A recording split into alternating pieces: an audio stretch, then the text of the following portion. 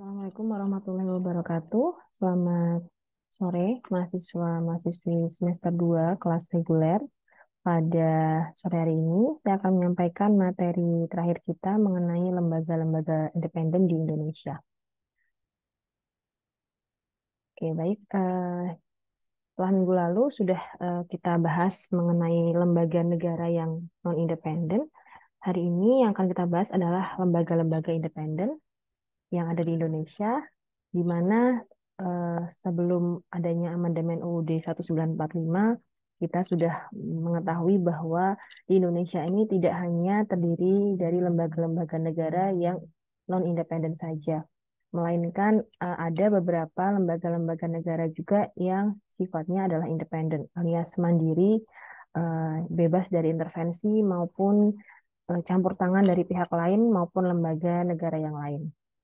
Pada amandemen UUD 45 yang keempat, kita mengenal ada beberapa lembaga negara yang sifatnya non-independen, di mana sebelumnya kita mengetahui ada 6 lembaga negara yang sudah terbentuk sebelum amandemen UUD 45 yang terakhir, yaitu MPR, DPR, BPK, MA, DPA, serta Presiden dan Wakil Presiden.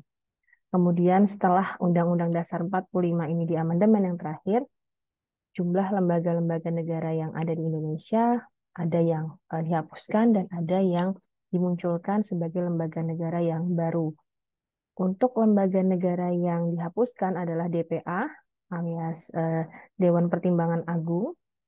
Tidak dihapuskan melainkan dia berganti nama menjadi One Team Press atau Dewan Pertimbangan Presiden yang bertugas untuk memberikan pertimbangan nasihat kepada Presiden terkait hal-hal yang berkaitan dengan permasalahan-permasalahan yang ada di Indonesia. Sedangkan untuk lembaga-lembaga negara yang baru, itu ada DPD, yang sebelumnya sudah dikenal sebagai utusan daerah, kemudian ada Mahkamah Konstitusi, yang sebelumnya belum ada, di mana untuk lembaga yudikatif ini hanya dipegang oleh Mahkamah Agung. Sedangkan setelah amandemen UUD 45 yang keempat, muncul uh, Mahkamah Konstitusi sebagai lembaga negara yang baru mendampingi Mahkamah Agung di bidang yudikatif. Kemudian ada Komisi Yudisial, di mana dia bertugas sebagai lembaga yang mengawasi kinerja dari Hakim Agung, khususnya di hakim-hakim Mahkamah Agung, Hakim PN, PT, dan lain-lain.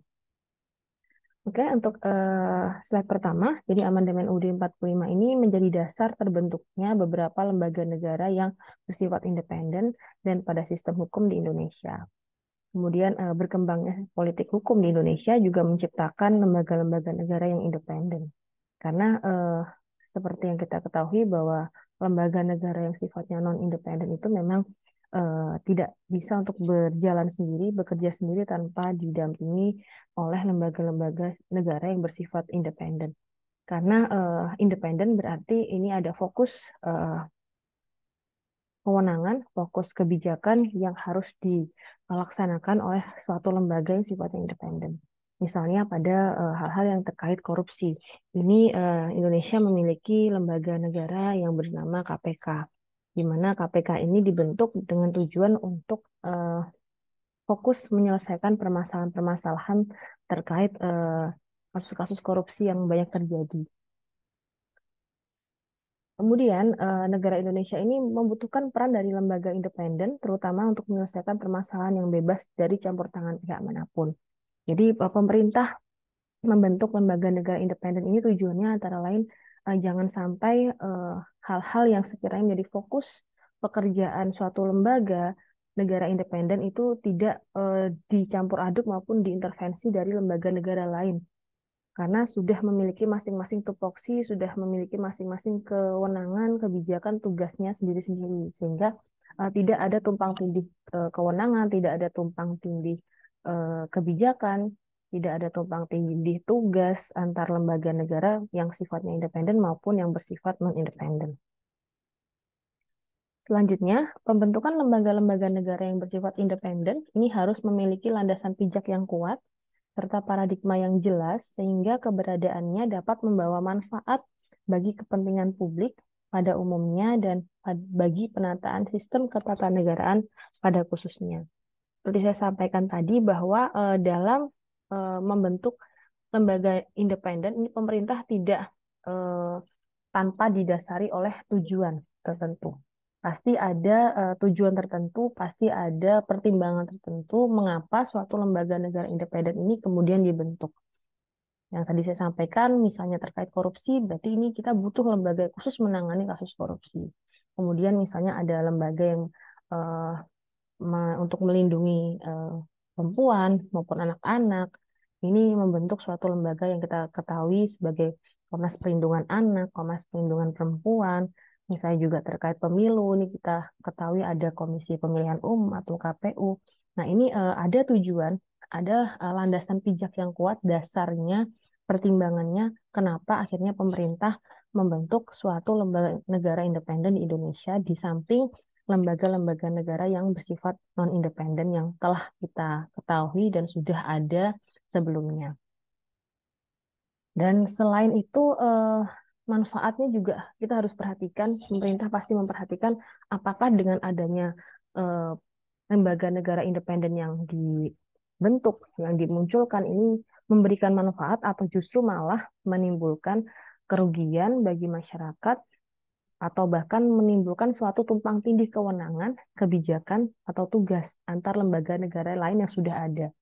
Misalnya seperti ada BPK. BPK ini kan Badan Pengawas Keuangan, dia tugasnya adalah mengaudit, mengawasi, memeriksa keuangan bisa daerah maupun pusat, APBN, APBD. Tapi kita ketahui juga ada lembaga yang namanya BPKP, di mana tugas dan kewenangannya sebenarnya hampir sama. Cuman kalau BPK ini kan kewenangannya sifatnya eksternal, sedangkan yang BPKP ini internal. Pertanggungjawabannya pun berbeda. BPK ke DPR, BPKP adalah ke Presiden. Ya walaupun ini ada perbedaannya, cuman kan tugas kewenangannya itu hampir sama. Nah, yang semacam inilah yang sekiranya itu bisa menjadi pertimbangan juga kenapa harus membentuk lembaga negara independen dengan tugas kewenangan yang hampir sama dengan lembaga negara yang sudah ada sebelumnya. Atau misalnya ada Komnas HAM. Komnas HAM ini kan Komisi Nasional Hak Asasi Manusia didirikan untuk melindungi hak asasi manusia yang dilanggar, yang di apa namanya tidak dipenuhi. Tapi juga kita mengenal ada Komnas Perlindungan Anak, ada Komnas Perlindungan Perempuan, di mana sebenarnya hak anak, hak perempuan pun itu sebenarnya kan sama-sama intinya adalah hak asasi anak dan perempuan sebagai manusia. Ini kan memiliki tugas dan kebijakan serta kewenangan yang hampir sama, tetapi memang tujuannya adalah berbeda. Ya, ini pasti juga sudah menjadi pertimbangan, sudah menjadi apa namanya pemikiran negara, pemerintah, kenapa akhirnya membentuk berbagai lembaga-lembaga negara independen yang bermacam-macam sesuai dengan tupoksinya masing-masing. Oke, jadi lembaga-lembaga independen Indonesia itu banyak sekali sebenarnya. Cuma di dalam UUD 45 itu yang diatur adalah mengenai KPU, Komnas HAM, TNI Polri, serta Bank Indonesia. Sebenarnya untuk KPU, Komnas HAM, TNI Polri, dan Bank Indonesia ini juga mereka selain diatur eh, di dalam UUD 45, Anda bisa menemukan itu di UUD 45, juga mereka masing-masing memiliki undang-undang tersendiri. Sedangkan untuk lembaga-lembaga negara di luar KPU, Komnas HAM, TNI Polri, dan Bank Indonesia pun juga memiliki undang-undangnya sendiri, tetapi di dalam UUD 45 itu mereka tidak diatur secara jelas. Sekarang kita masuk ke lembaga independen yang pertama, yaitu KPU atau Komisi Pemilihan Umum, di mana KPU ini merupakan salah satu hasil perubahan UUD 45 mengenai ketentuan tentang pemilihan umum. Ya, jadi segala hal-hal yang berkaitan dengan penyelenggaraan pemilihan umum maupun pemilu itu menjadi kewenangannya KPU selaku lembaga negara yang ditunjuk oleh negara, yang didirikan oleh negara untuk menyelenggarakan pemilihan umum secara nasional. Jadi untuk pemilu sendiri itu sebenarnya tidak hanya KPU saja yang punya kewenangan dalam penyelenggaraan pemilu, tetapi di sini dia juga butuh peran dari lembaga lain, misalnya Bawaslu, Badan Pengawas Pemilu, dan DKPP DKPP. DKPP itu Dewan Kehormatan Penyelenggara Pemilu, di mana antara KPU, Bawaslu dengan DKPP ini punya tugas dan kewenangan yang berbeda-beda. Sekalipun eh, fokusnya adalah sama-sama di pemilihan umum. Ya, untuk KPU sendiri adalah menyelenggarakan pelaksanaan pemilunya seperti apa, sedangkan untuk yang Bawaslu itu mengawasi jalannya pemilu, baik sebelum, saat pemilu maupun sudah pemilu. Sedangkan untuk DKPP atau Dewan Kehormatan Penyelenggara Pemilu itu dia lebih fokus ketika ada kode etik dalam pelaksanaan pemilu ini ada yang dilanggar. Sebelum nantinya disampaikan ke Mahkamah Konstitusi untuk diuji apakah memang ada pelanggaran terkait pelaksanaan pemilu. Nah, ketentuan ini dimaksudkan untuk memberikan landasan hukum yang lebih kuat bagi pelaksanaan pemilu sebagai salah satu wahana pelaksanaan kedaulatan rakyat. Karena kita tahu bahwa pemilu itu menjadi salah satu bukti praktek politik rakyat sebagai pemegang kedaulatan tertinggi. Rakyat diberikan kebebasan untuk melaksanakan hak politiknya, baik itu memilih maupun dipilih. Nah, ini butuh wadah atau lembaga yang bisa menaungi, bisa menjembatani agar hak-hak politik rakyat itu bisa tersampaikan. Yaitu salah satunya melalui KPU ini. Dan ketentuan mengenai pemilu ini Anda bisa lihat di pasal 22E Undang-Undang Dasar 1945 ini mengatur tentang pemilu dan juga Komisi Pemilihan Umum. Nah, untuk KPU sendiri ini ada 6 hal yang harus diperhatikan. Jadi KPU ini dia merupakan lembaga yang melaksanakan pemilu secara langsung, umum, bebas, rahasia, jujur, adil setiap 5 tahun sekali. Kemudian pemilunya juga tidak hanya terlaksana untuk DPR atau DPD saja, tapi juga DPRD, bahkan presiden dan wakil presiden juga. Di mana untuk memilih anggota DPR dan juga DPRD ini adalah harus dari partai politik, unsur partai politik wajib. Sedangkan untuk yang DPD ini tidak boleh dari unsur partai politik, tetapi dari unsur non-parpol, sehingga nanti produk politik yang dihasilkan ini bisa ada balance atau keseimbangan, tidak hanya berasal dari kepentingan politik saja jika nantinya di legislatif itu diduduki oleh seluruh kader-kader atau legislatif yang berasal dari partai politik. Nah, untuk KPU sendiri, selain diatur di dalam UUD 45, pasal 22E, tentang pemilu, ini memiliki undang-undang tersendiri, yaitu Undang-Undang tentang Pemilu, yaitu Undang-Undang Nomor 7 Tahun 2017. Di dalam Undang-Undang Nomor 7 Tahun 2017 tentang pemilu ini diatur mengenai penyelenggara pemilu yang salah satunya dilaksanakan oleh KPU sebagai lembaga yang bersifat nasional, tetap, dan mandiri. Ya, jadi tugasnya itu mencakup seluruh wilayah Indonesia. Dia yang bertanggung jawab dalam penyelenggaraan pemilu, menentukan jadwal tanggal pemilu, kemudian menentukan nomor urut peserta, calon legislatif, calon presiden, wakil presiden, hingga memastikan bahwa pemilu bisa terselenggara dengan baik. Dan tentu saja ini dengan bantuan dari tadi ada Bawaslu dan juga DKPP atau Dewan Kehormatan Penyelenggara Pemilu. Selanjutnya adalah lembaga Komnas HAM atau Komisi Nasional Hak Asasi Manusia. Di dalam Undang-Undang Dasar 1945, Komnas HAM ini diatur, dia dibentuk, tujuannya adalah untuk menghormati kewajiban kita, kewajiban negara terhadap pelindungan hak asasi manusia. Dibentuk berdasarkan pasal 75 Undang-Undang Nomor 39 Tahun 99 tentang HAM. Jadi selain di dalam UUD 45, hak asasi manusia ini juga diatur di dalam undang-undang tersendiri, yaitu Undang-Undang HAM atau Undang-Undang Hak Asasi Manusia Nomor 39 Tahun 1999. Pada bulan Juni 1993 melalui Kepres Nomor 50, Presiden Soeharto mendirikan Komnas HAM. Jadi Komnas HAM ini sendiri sebenarnya sudah ada terbentuk jauh sebelum amandemen UUD 45 yang terakhir. Nah, tetapi yang membedakan adalah saat dulu tugasnya Komnas HAM itu sendiri tidak seperti sekarang. Jadi Komnas HAM ini tidak bisa bebas melaksanakan tugasnya dalam hal pelindungan hak asasi manusia. Karena hak asasi manusia saat dulu, era Presiden Soeharto dengan sekarang itu sangat berbeda. Hak asasi manusia dulu itu sangat dibatasi, ya sangat eh, harus mengikuti eh, aturan yang dibuat oleh pemerintah. Jadi entah itu melanggar hak hidup, entah itu melanggar hak pendidikan, entah itu melanggar hak kesehatan, itu Komnas HAM tidak bisa bertindak atau tidak bisa melaksanakan tugas kewenangannya karena memang kewenangannya masih dibatasi oleh pemerintahan pada saat itu. 6 tahun kemudian, akhirnya DPR mengesahkan undang-undang khusus tentang HAM, ya, Undang-Undang Nomor 39 Tahun 99. Nah, di mana ini menjadi langkah awal bagi Komnas HAM untuk bisa menambah kewenangannya, menambah tugasnya terkait pelindungan hak asasi manusia. Yang dulunya eh, hak asasi manusia dibatasi, perlahan ini mulai menjadi hal yang wajib untuk dilindungi, wajib untuk diperjuangkan oleh negara, ya, di mana jangan sampai ada hak asasi manusia yang eh, dilanggar maupun yang tidak terpenuhi. Maka dari itu yang saya sampaikan tadi sebelumnya, selain Komnas HAM, ini juga ada Komnas-Komnas lain, ya, terkait hak asasi manusia. Ada Komnas Perlindungan Anak, Komnas Perlindungan Perempuan, di mana tugas dan tujuan mereka berbeda-beda, tapi fokusnya adalah sama-sama menyelamatkan, melindungi hak asasi sebagai manusia.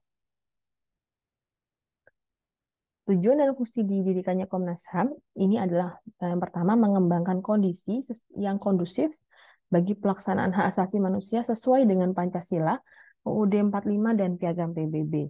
Kemudian yang kedua, meningkatkan perlindungan dan penegakan hak asasi manusia. Yang ketiga, melaksanakan fungsi pengkajian, penelitian, pemantauan, dan juga mediasi tentang hak asasi manusia. Nah, jadi Komnas HAM ini menjadi lembaga independen yang mandiri. Ini bisa dibaca di pasal 83 ayat 1. Di sini menyatakan bahwa Komnas HAM ini sebagai lembaga negara independen yang tidak boleh dicampur adukan oleh kepentingan-kepentingan lain, diintervensi oleh lembaga maupun pihak-pihak lain. Dan untuk pemilihan anggota Komnas HAM ini, jadi Komnas HAM sendiri mencalonkan beberapa anggota, kemudian disampaikan kepada DPR, kemudian oleh DPR dilakukan fit and proper test atau uji kelayakan apakah calon anggota yang diajukan oleh Komnas HAM ini layak atau tidak untuk terpilih atau dipilih menjadi anggota Komnas HAM. Selanjutnya hasil uji kelayakan dari DPR ini disampaikan ke Presiden. Jadi Presiden ini hanya tinggal mengesahkan hasil pilihan yang sudah disepakati oleh DPR. Presiden sudah menyetujui, maka sudah disahkan oleh Presiden, maka uh, yang sudah terpilih tadi menjadi anggota Komnas HAM. Untuk kewenangannya banyak diatur di dalam internal Komnas HAM. Ya. Jadi lebih banyak diatur di dalam undang-undang tentang HAM. Ya, itu ada tentang sidang paripurnanya bagaimana, tentang tata cara pemilihan anggotanya, tentang tata cara pengangkatan anggotanya, kemudian tentang hak dan kewajiban anggota Komnas HAM itu apa saja, termasuk kegiatan-kegiatan dari Komnas HAM itu dan yang lain-lain. Oke, jadi sekali lagi dengan adanya Komnas HAM ini menjadi pintu perlindungan bagi hak asasi manusia yang ada di Indonesia karena begitu banyaknya kasus-kasus yang terjadi ini terkait pelanggaran hak asasi manusia, khususnya adalah hak hidup, bisa saja hak pendidikan, hak beragama dan yang lain-lain. Selanjutnya adalah KPK. Jadi KPK ini kenapa saya masukkan juga di sini karena banyak sekali yang saya lihat bahwa KPK ini menjadi salah satu lembaga negara yang sifatnya sebenarnya harusnya independen. Tetapi kenapa dia menjadi lembaga yang sering sekali mendapatkan intervensi maupun sering mendapatkan eh, tekanan campur aduk dari berbagai pihak gitu. Baik itu perorangan maupun dari kelembagaan. Nah, jadi KPK ini dia dibentuk berdasarkan Undang-Undang Nomor 30 tahun 2002 ya tentang Komisi Pemberantasan Tindak Pidana Korupsi.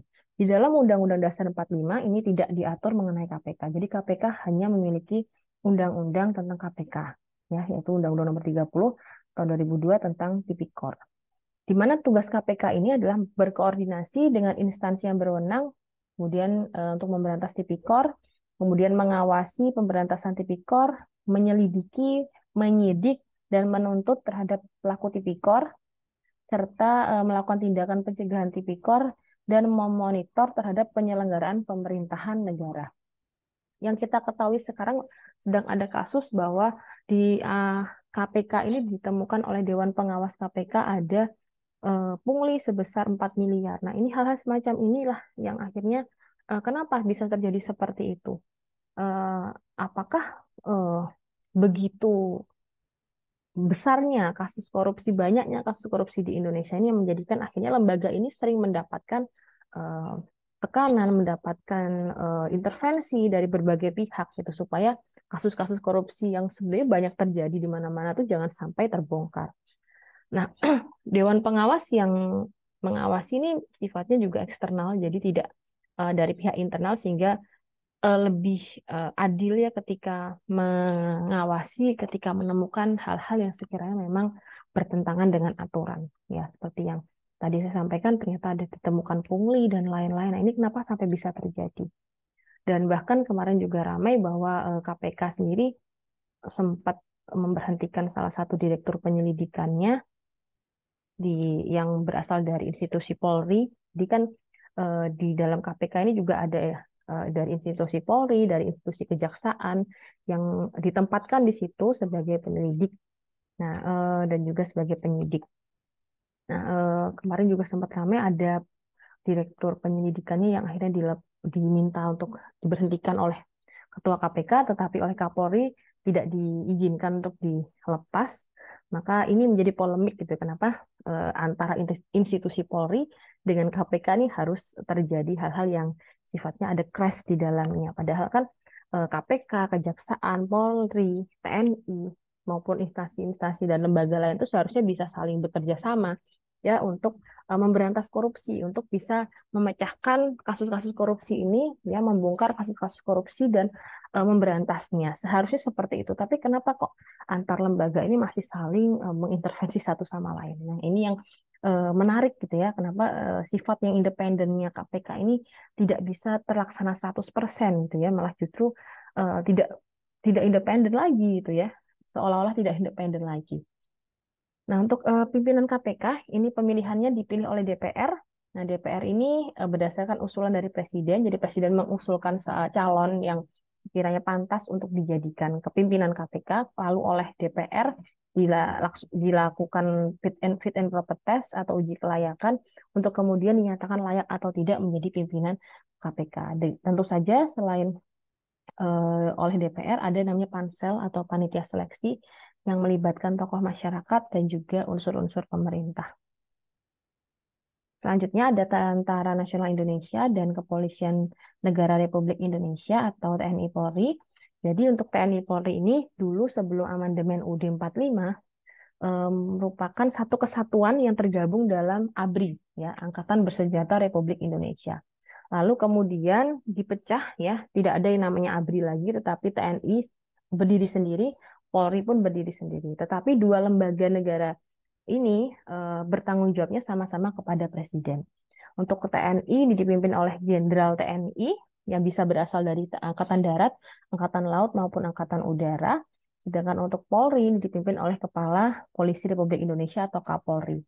Ini diatur di dalam pasal 30 ayat 3 dan ayat 4 di dalam UUD 45 yang sudah diamandemen.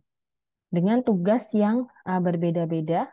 Kalau TNI ini dia lebih ke pertahanan, sedangkan eh, Polri ini lebih ke keamanan, ya keamanan. Nah, jadi dengan adanya pemisahan yang dari awalnya bergabung ke dalam ABRI atau Angkatan Bersenjata Republik Indonesia menjadi TNI sendiri, Polri sendiri, ini menjadikan bahwa ada ketegasan bahwa TNI dan Polri ini memiliki tugas yang berbeda-beda, sekalipun tujuannya adalah sama untuk melindungi negara ini. Jadi bidang pertahanan secara luas itu ada tugasnya TNI, sedangkan untuk keamanan dan ketertiban masyarakat itu adalah tugasnya Polri. Nah, untuk TNI Polri ini ya itu sama-sama bertanggung jawab kepada presiden, dalam artian presiden ini punya apa namanya kewenangan untuk memilih siapa yang berhak untuk menjadi Jenderal TNI maupun yang menjadi Kapolri. Jadi untuk Kapolri sendiri ini diangkat dan diberhentikan oleh presiden dengan persetujuan DPR.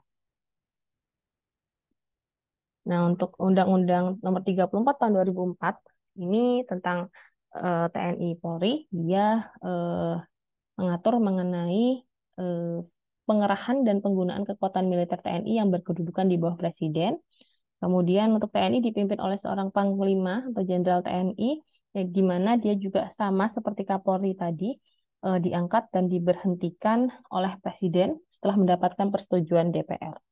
Kemudian untuk TNI ini di bawah koordinasi Departemen Pertahanan, ya, atau nanti ada Kementerian Pertahanan itu menjadi koordinasi dengan TNI.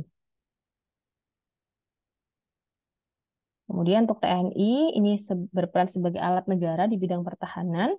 Kemudian tugas pokoknya adalah melindungi segenap bangsa dan seluruh tumpah darah Indonesia sebagai tujuan negara Indonesia dalam alinea keempat pembukaan UUD 45. Selanjutnya adalah Bank Indonesia. Jadi Bank Indonesia ini menjadi salah satu lembaga negara independen juga yang diatur dalam UUD 45 pada pasal 23D bahwa negara memiliki suatu bank sentral yang susunan kedudukan kewenangan, tanggung jawab dan independensinya diatur dengan undang-undang. Nah, ini pengaturannya adalah untuk mengatur bagaimana kebijakan moneter, kemudian bagaimana transparansi keuangan yang ada di Indonesia, kemudian di mana di sini juga untuk mengetahui dan juga menjaga serta mengatur kelancaran sistem perbankan, dan untuk Bank Indonesia sendiri ini dilaksanakan oleh Dewan Gubernur. Jadi ada gubernur yang memimpin Bank Indonesia. Di sini di mana Bank Indonesia sebagai bank sentral itu menerapkan yang namanya prinsip akuntabilitas publik. Jadi ada keterbukaan kepada publik dan juga ada pertanggungjawaban kepada publik. Eh, Bank Indonesia ini wajib untuk menyampaikan laporan secara triwulan ya kepada DPR, kepada pemerintah, kemudian oleh DPR ini dievaluasi untuk bahan penilaian apakah kinerja Dewan Gubernur dan juga kinerja Bank Indonesia ini sudah patut atau sudah layak. Apabila misalnya oleh DPR dinilai ada yang tidak beres dalam laporan eh, kinerja Dewan Gubernur Bank Indonesia ini, maka DPR bisa memanggil Dewan Gubernur untuk dimintai penjelasan. Karena kan DPR itu punya tiga hak ya, yang kita ketahui ada hak angket untuk menyelidiki, hak interpelasi untuk apa namanya untuk mencari keterangan, sedangkan untuk yang terakhir adalah hak menyampaikan pendapat ya, menyampaikan pendapat hasil dari penyelidikan dan mendengarkan keterangan dari pihak yang dipanggil atau pihak yang sekiranya diduga melanggar peraturan tertentu. Jadi selain tadi di pasal 23 D, ya, Bank Indonesia juga diatur em, di dalam Undang-Undang tentang BI atau Bank Indonesia, yaitu Undang-Undang Nomor 23 Tahun 1999, di mana Bank Indonesia ini adalah badan negara atau lembaga negara yang independen yang berfungsi sebagai bank sentral yang berwenang mengeluarkan peraturan Bank Indonesia yang materi muatannya mempunyai sifat sebagai peraturan perundang-undangan. Oke, jadi itu materi tentang lembaga negara independen yang bisa saya sampaikan. Silakan dipelajari. Eh, Jika ada pertanyaan, bisa bertanya pada WA. Dan selamat belajar untuk persiapan UAS. Selamat sore. Wassalamualaikum warahmatullahi wabarakatuh.